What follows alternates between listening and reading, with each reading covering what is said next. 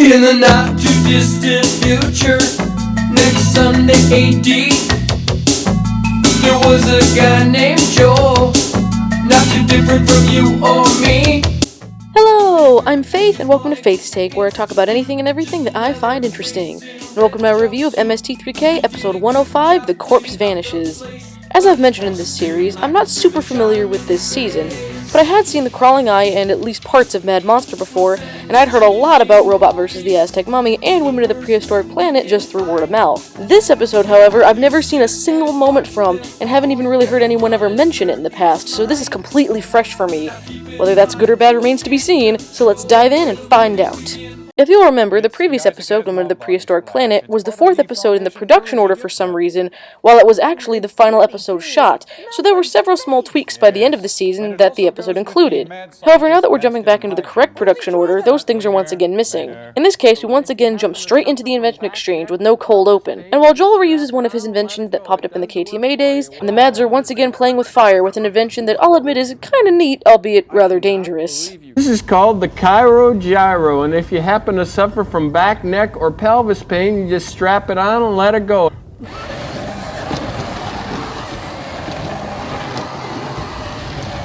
The old squirting joke flower has lost its ability to shock or surprise. We came up with a burning boutonniere featuring the flame flower. I'd like to see anyone who isn't surprised by that, Jolene. Well, our burnt offering this week, Joel, is a little scientific nugget called the Corpse Vanishes. It features Bela Lugosi stewing in his own mediocrity.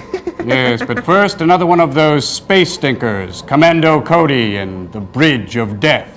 Enjoy! Movie sign! And with that, we head into the theater for Commando Cody, Radarmen from the Moon with Chapter 3, Bridge of Death. First thing you'll notice is that the guys are looking a little greener than usual. Early on, it was hard to get their black silhouettes to pop on the screen during a black and white movie, so they tried discoloring themselves slightly before eventually tinting the black and white movies a little blue so their black would show better. Anyway, if you'll remember from last time, Cody and his friend had just stolen a moon ray gun from the bad guy's laboratory. Unfortunately, a few of the villains followed them in a moon tank and started melting the side of a mountain, forcing our heroes to run into a cave and drop the ray gun to make their escape. After heading out of a convenient tunnel that seems to have magically appeared out of nowhere, the duo give away the fact that they're still alive, ruining their own element of surprise, and head back to the rocket with no ray gun to even show for their troubles, meaning we're right back where we started at the beginning of the last episode. Chapter 3, Bridge of Death. I think it's about dentistry. Whoa! Maybe we can get out along that side. What about that tank? We may be able to take care of it. What about the camera crew? Give me a hand grenade. Hand grenade. Hand grenade. Eat shrapnel tire, boys! They've already tracked us halfway to this ship, so they know about where we are. Spacemen just don't look at home in a breakfast nook. One blast. The gang decides the best they can do is head back home and warn Earth about the impending Moonmen invasion, but a scout has found their ship and radios back to their base to let the others know. Cody finds the guy and ends up killing him by fighting him off the edge of a cliff, but it's too late as now they've got another moon tank on their tail. Even though the ship's not quite ready, they attempt to take off as the tank hits them, but other than a few small damages, they're in the clear and head off for Earth. The head of the Moonmen then calls his lackey on Earth and tells him to be ready to destroy the rocket before Cody and the others can leave and warn anyone. Maybe we better get back to Earth. What do you think? Our own Commando Cody is wearing a stylish frock with metallic pointed, almost gothic styling. Mr. Crow? Thank you. Mr. X, on the other hand, is wearing a white cotton space shift with almost a nymph-like quality to it. You too can feel 1/6 your own weight in this space shift by Dundee. Alien train supplied by Tycho. Oh, he didn't come out of his tuck in time. One of those tanks is headed this way. How about it, Hank? I won't guarantee the results, but we can try. Here goes, all jets. Well, one jet.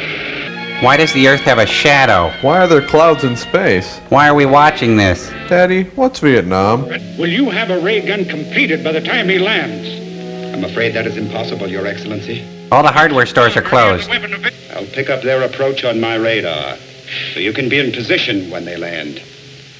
Can't believe those thugs are taking orders from a guy dressed in spandex. Yeah. The earthly gangsters the Moonmen have hired as their henchmen head out to a field where the rocket will be touching down. Too bad for them, there's a police escort waiting for our space travelers. The cops and gangsters engage in some quick gunplay as the astronauts step out and the gangsters give up and just head for their car. Cody decides to give chase and grabs the cop's car, and this leads to a good old-fashioned chase scene. After a few riveting minutes of this, the gangsters head for a bridge and place a bomb on it as Cody approaches them. He somehow doesn't see this and heads onto the bridge just as it explodes. Will Cody survive this ordeal? We'll have to wait till next time to find out. Landing field to rocket. Come in. We're coming down. Field clear? Walkie-talkie big enough, pal? There's gunplay. I want to hear Ricochet. Why is it darker on the Earth than on the Moon? What kind of a welcome party is this? Let's get over to the car. Yeah, the bullets don't hurt over there. I'll go after him. You guard the ship. I'll go after him and leave you guys stranded. Meanwhile, hundreds of miles away. Good driving. They don't even have their belts on, I bet. Stop on that bridge. He's got an idea. Hey, wait, didn't you see the Bridge of Death sign up there? You better go. Well, we gotta get I don't out want of to see here. this. I won't see how it ends. Come on, let's go. I want to see this. Come Think on. Cody will survive? Out to the bridge for the first mid-experiment host segment, we see Tom and Crow reading an issue of TigerBot magazine, a parody of Tiger Beat magazine, which would become a running gag in the show. This segment did get a genuine laugh out of me as Crow starts trashing one robot who has eerily similar features to Tom. It's a joke that's been used in many other shows and movies before, but I still thought it was pretty good. It's also funny to see Tom bashing Data from Star Trek for having Pinocchio syndrome, when he would go through the exact same thing a few seasons later in I Accuse My Parents. Hey, what are you reading? Oh, it's the latest edition of TigerBot magazine. Who's the dream date this week? Let me see. Says here, Tweaky. What a coaster. He hasn't worked since Buck Rogers. I know. What a putz. Yeah, that guy couldn't interface without a load pan adapter. He's such a shrimpy little bot anyway, with those ineffectual arms and that stupid bubble head and... Funny, Crow. Oops. Oh, great, look, here's the spreadsheets on Data. Secret fantasy. Hey, wait a minute, look at this. His secret fantasy, it says right here, I'd really love to be a human. Oh, man. Oh, how predictable. The old Pinocchio syndrome. This is the kind of clown who gives us bots a really bad name. Yeah, what a sellout. Time for the feature, The Corpse Vanishes. We open with a wedding, so it should be a nice and cheerful scene, right? You'd think so until the bride drops dead as soon as the words I do leave her lips. They call for a mortuary and a few men come to pick the body up, one of whom is the one and only Bela Lugosi. A few moments later, a man comes in claiming he's from the mortuary, meaning the first group was a bunch of fakes. And if this setup wasn't bizarre enough, a reporter named Patricia Hunter, who was attending the wedding, excitedly exclaims that this is one in a string of dead brides where the bodies were immediately kidnapped. I implore you, try not to think too hard about why someone would steal the bodies of dead young brides, or you may end up vomiting. We then see a young woman and her mother asking if they can get protection for her upcoming wedding. While the twisted reporter seems to want this young lady to die, they're assured they'll have protection and that everything should go all right. I'll get it. Hey, why's the groom looking at us? He's never been in a movie before. Until death do you part. I do. Nice dive. You may now bury the bride. It ruins so many wedding nights when the bride From dies. the Chronicle. Oh man, that's so sad. Look, they're taking the cake back. Thank you. I love cake. All right, we got the cake. Now step on it. Step on the cake? Ew. I'm from the Forest Mortuary. Forest Mortuary? Why, two of your men just drove away with the body a few moments ago. Huh? Must be some. It's sensational. Another kidnapping of a dead bride. What a story! What a sensitive pair. I assure you there won't be any trouble. You can proceed with the wedding as planned. Well, we want some assurance besides words. We want protection. Oh, you should have discussed that with your daughter earlier. Oh, really, Mother, I think you're making much ado about nothing. You're not Hey, I worried, thought are you? Shakespeare wrote that. Not in the... Is the wedding called off? Certainly not, and there isn't going to be any trouble either. That's what all the rest of them thought. I can't answer for Miss Wentworth's health, but your paper can print one thing, and that is that there'll be no more theft of girls' bodies. Well, we shall see. The day of the wedding, Pat shows up hoping for a stiff, while the bride-to-be seems perfectly happy and isn't worried about a thing. However, a mysterious orchid is delivered for her to pin on her dress right over her heart. She assumes it's from her almost husband, but I think we all know where this is going. Of course she collapses as the vows are being said, and that awful reporter and her photographer have the story they were looking for. As the body's carted off, the photographer gives Pat the flower the bride was wearing. How on earth he was allowed to take it off a newly dead woman at a crime scene is completely beyond me, but it's what the film demands, so we'll just roll with it. Meanwhile, the actual coroner with their police escort find a burning car on the road. While they pull over so the cops can take a look, Lugosi and his henchmen somehow open the back of the van with no one hearing anything and steal the body. Can I just say that while their crime is truly despicable, it's actually pretty impressive that such a convoluted plan even worked out for them? I'm getting buried in the morning. Buried, getting buried. Good one. Nervous, Mother. I'm so afraid something will go wrong. Forget it. Nothing can possibly happen. Stunk. For Miss Wentworth. Oh, thank you.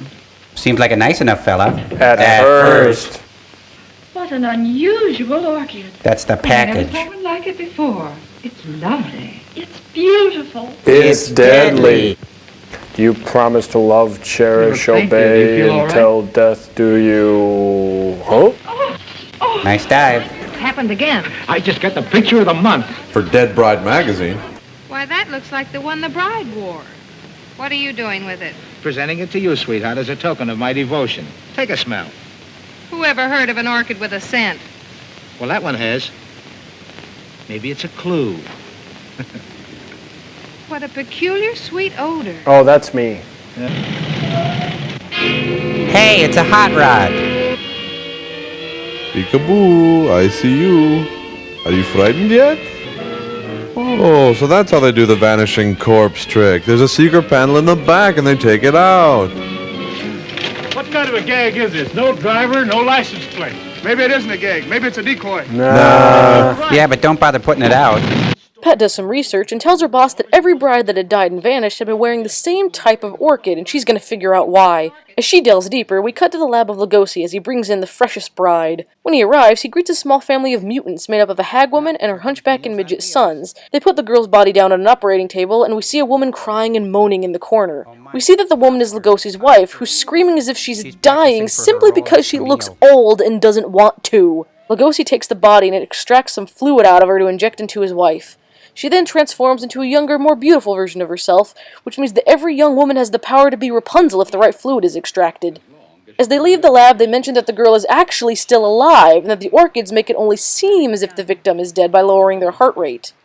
Every one of the brides that died and disappeared were wearing one of these orchids. How do you know? Well, I checked. It's my job. Look at these pics. This orchid has a peculiar odor. That's unusual. That's me. Hey, there's Billy Barty and Cloris Leachman. My little family. You're all so very faithful. Master, the Countess is waiting. Upstairs? There. Oh, you must hurry. Mike? That's one scary name, Mike. Mike. The evil henchman Mike. Sends shivers up my diode. She's practicing for her role as Camille. Look at me. No thanks, I just ate. No. Why is he putting on gloves? She's dead. What's the point? Maybe he's a performance artist. We don't know. Hey, do you think he's a real doctor? I don't see no diplomas on his wall. I think he went to scare you. All that just for a little maple syrup. Now we can have the rich taste of bride anytime we want it. Now you might feel a little sting. Okay, a big sting. Can you bear to look at me now? You can even look at your bear. Will she live? As long as she can be of any use to us. Let's get out of here, too. Yes, ma'am. What did he call her? For our second segment, you can really see how little material this movie seemed to give them, since all it is Joel and the bots playing tag almost silently for about a minute, and it may actually be the most pointless segment we've seen in the series thus far. The only interesting thing about it is that when we get movie sign, Joel actually tries to head down the doorway, as we'll see very rarely in the future.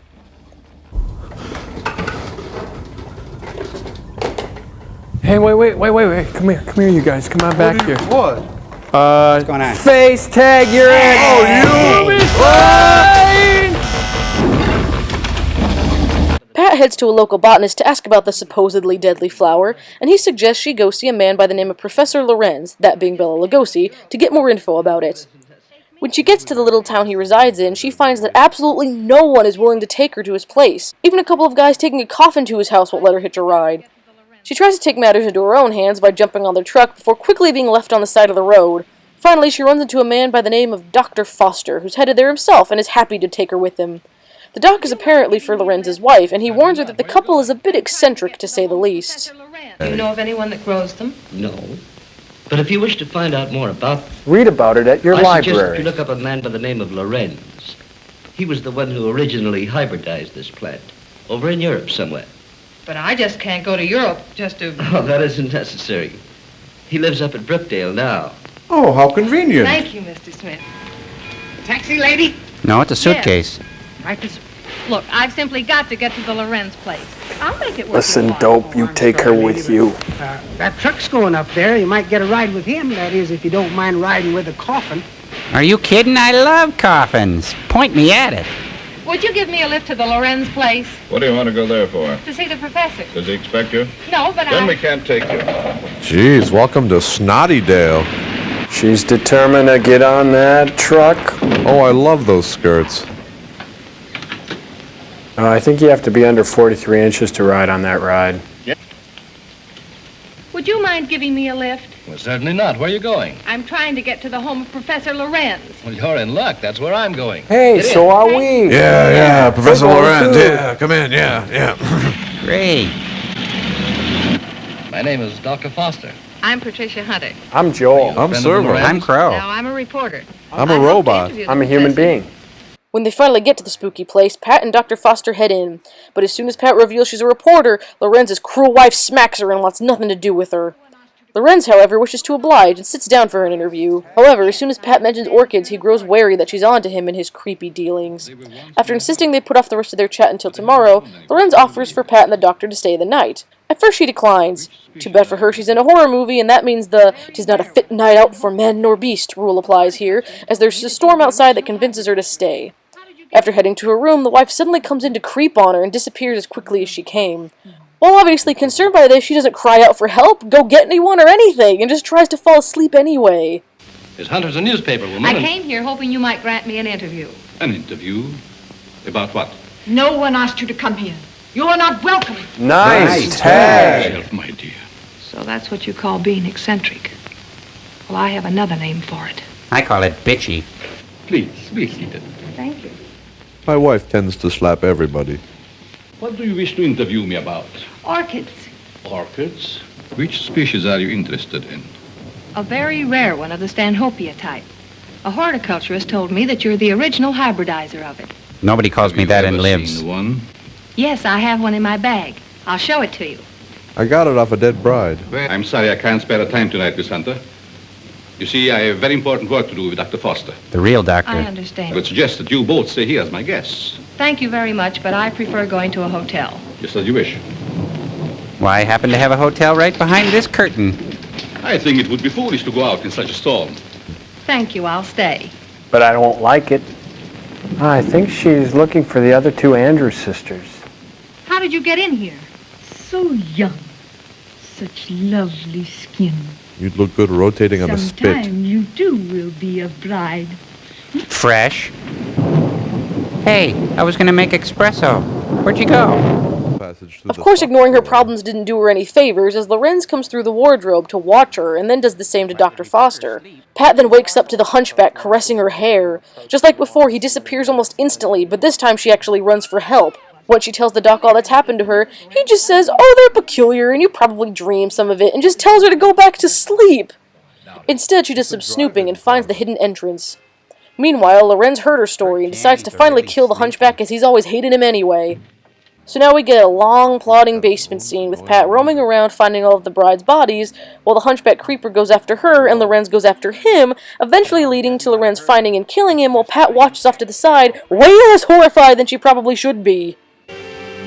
I just love to watch her sleep. Look at how pretty her hair looks. Her pajamas are darling. Yes. I've got to go back here and talk to the Lion and the Witch. Now, this man is a different story. No, his hair is all wrong. Now, if I had my way, I'd do her hair completely differently. I'd toss the hair back and rope it off with a little chaparral. It'd be just so lovely, you see. Dr. Foster! Dr. Foster! Dr. Scholl, Dr. Pepper. Why don't you try to go back to sleep? No one's going to harm you. I'm sure it was just a nightmare. I think this whole place is a nightmare. So do we. Lorenz and his wife were... This closet is huge. I could fit a ton of new outfits in here. I got a bad feeling about this, Joel. I got a sense there's a long basement scene coming up. Is this a walk-on role for him? No, it's a walk on and on and on roll. Saved a lot of money on the lighting in this. Stop it. Pretty. Huh? These brides are really piling up in here. I would not hurt you. No, he doesn't want to hurt him. It's just high-impact chiropractics. Back out for our final mid-movie segment, and it again proves that they didn't have any ideas based on the film today.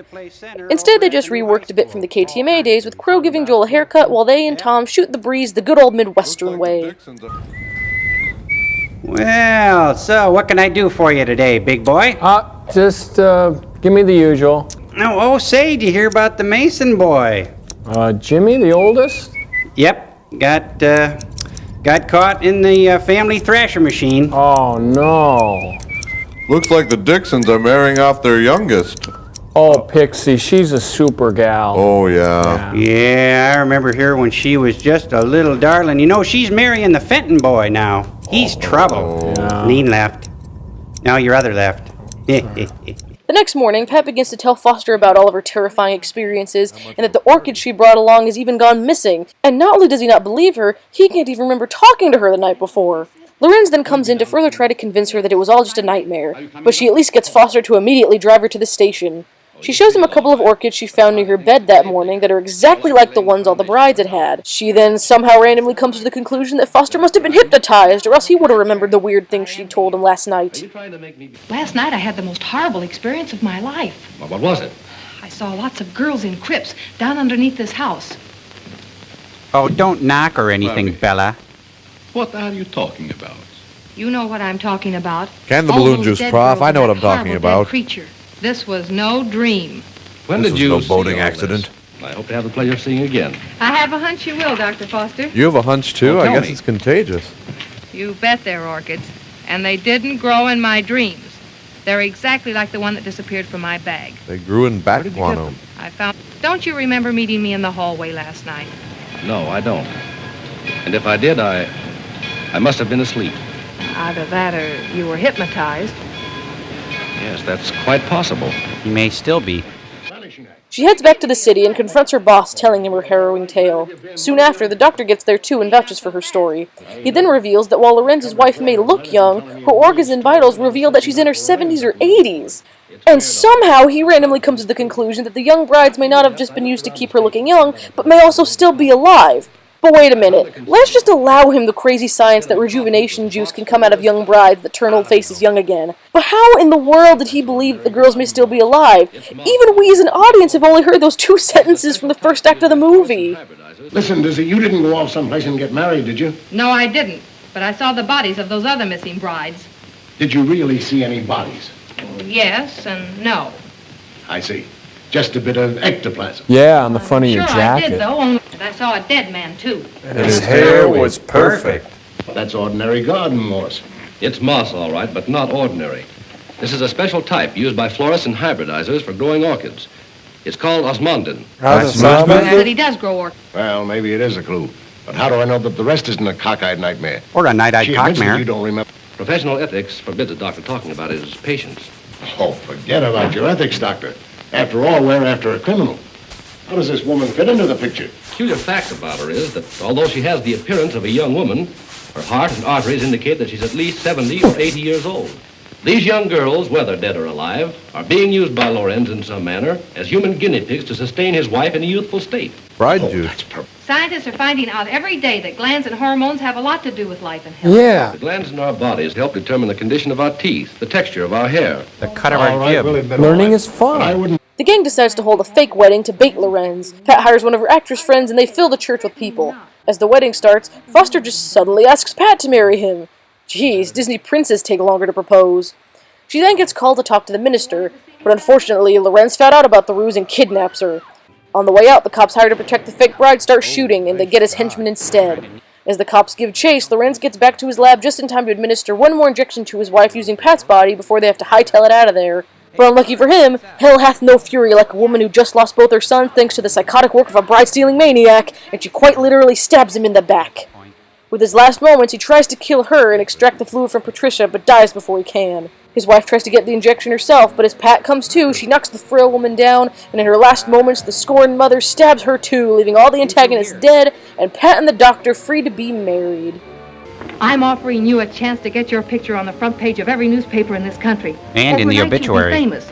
Broadway producers and Hollywood studios will be offering you contracts. Why, it's the chance you've been waiting for. That's really a load of hooey. Well, Lorenz hasn't a chance to escape.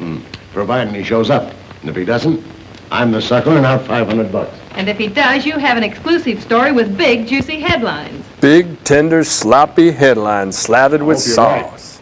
Chomp. What do I do now? Just march down the aisle and don't forget to faint at the altar. Well, here goes nothing. And the rest of the film. So sad. Hey, come on, it's not a real wedding, you guys. Don't cry. We know it's the script that's upsetting us. It looks just like a real wedding, doesn't it? Yes. Too bad it isn't. Ours. Huh? Is that a proposal, Dr. Foster? It's the best I can do. You know I can't gesture. You wanted to see me, Reverend? It's the sleeper, and that's a legal submission hold. 2 points. Oh, nice shot. He was trying to kneecap Bella. Please, master, don't leave me. Oh, that's cold. Oh, great, Tony. You shot a midget. I hope you sleep well tonight. Real nice. Hey, don't bruise the goods. Toby, my son, where is Table Toby, for master? one? Toby's gone. He was careless. You shouldn't have left. Stop whimpering. How's the Countess? Waiting as usual. Hurry up. Let's go. She's the worst mother in the world. Now both of my sons are gone. You betrayed me, master. That's the price you pay for being a sideshow pass-around. There's work to do. He's really not a good man. Hey, Cloris, what's up? Oh, yikes! No! No! You betrayed me, master. You shouldn't have He done got the point. Your hand is unsteady.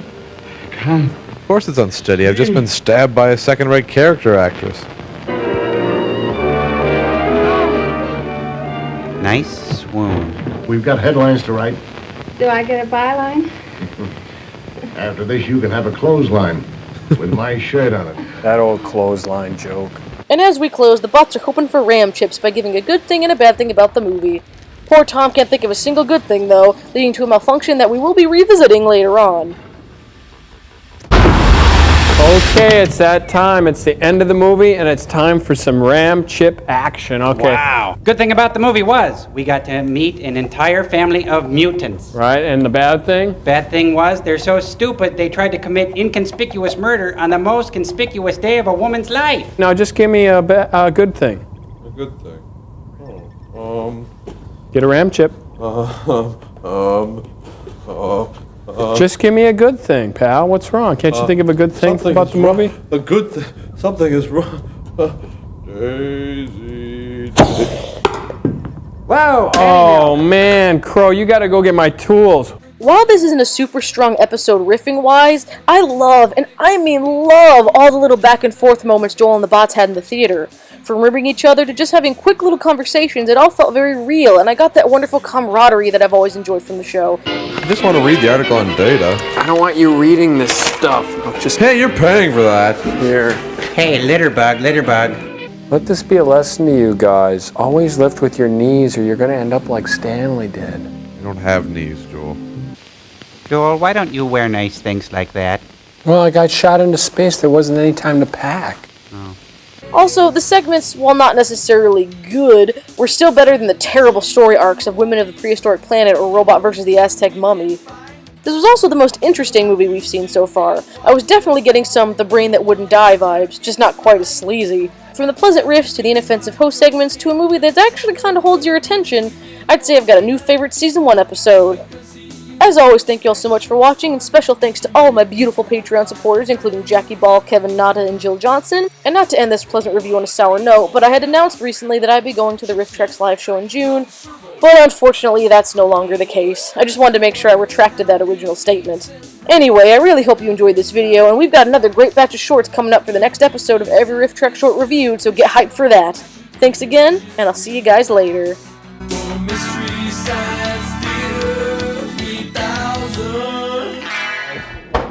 Not bad, not bad.